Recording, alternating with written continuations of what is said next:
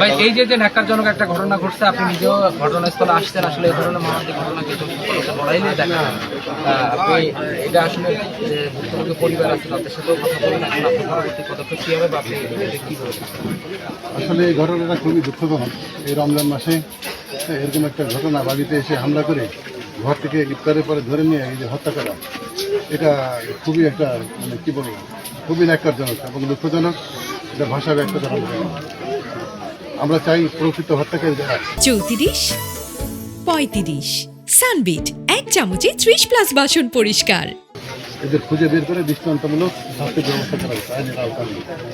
যাই হোক, সে খুনি যাই হোক, তার দৃষ্টান্তমূলক শাস্তি হোক, আমরা এটা আশা করি আমাদের প্রশাসন করছে।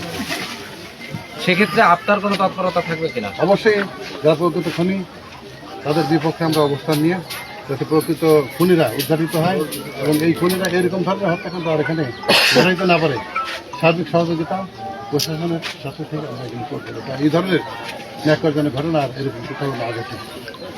পরিবার থেকে দাবি করতেছিল গতকালকে আপনাকে ফুল দিয়ে আসছে, এই ব্যাপারে কি কোনো রাজনৈতিক অনেক লোক সংশ্লিষ্টতা আছে? গিয়েছিল, আমি শুনেছি এরাও অনেক একজন মারা গেছে।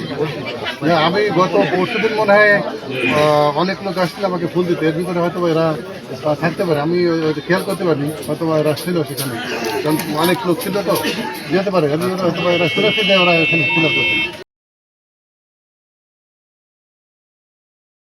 34 35 সানবিট 1 চামচে 30+ বাসন পরিষ্কার।